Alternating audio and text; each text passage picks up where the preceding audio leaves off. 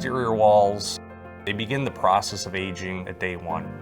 They're exposed to movements, they're exposed to the sun. Depending on where they're located, they could be exposed to significant wind forces.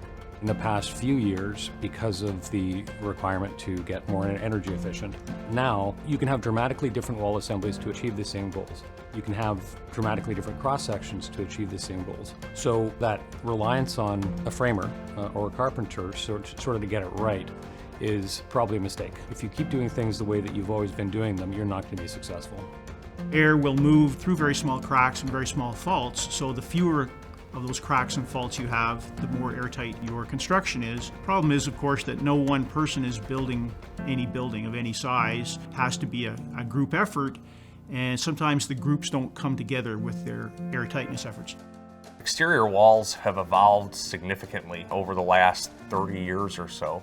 If we're involved in a project that was built in the 80s or even 90s, the energy codes were not to the same extent that they are now. So a lot of things have been driven by building failures and updates in the codes.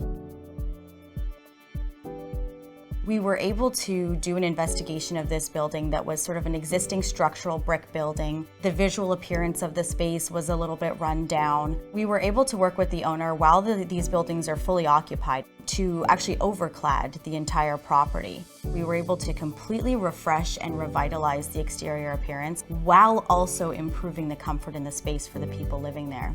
A testament to how successful the project was just how happy the people were at the end. The building looks modern, it looks fresh, it's like living in a new home. Part of the project was modeling what the impact of this work would be on their energy costs and also assisting them with applying for some incentives that were available for those energy reductions. One of the most unique projects that I've ever worked on was actually a library at the University of Wyoming.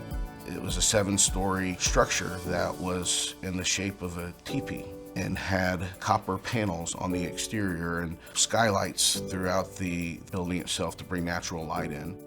I believe I was the 4th or 5th consultant that over the years was brought in to help remedy all the issues that the building envelope was experiencing. We ended up dripping off all the copper panels and bringing this down to a frame and ultimately provided the University of Wyoming with a watertight structure. Most architects and engineers in their education receive at most just a few hours of input on exterior wall cladding, roofing, or waterproofing. And when they're faced with having to make recommendations or choices, sometimes they'll just make it up as they go. They'll consult with a manufacturer who will give them the answer based on that manufacturer's products. But sometimes they will bring in an independent consultant who will look at the overall thing like we try to do and provide a result that's based on what's best for the project. It's so much more complicated than it was, and there's less room for error. Choosing your materials, choosing your systems at day one, you should already start thinking that we are going to have to maintain our exterior walls so that they perform the same way in year 20, in year 40, in year 60.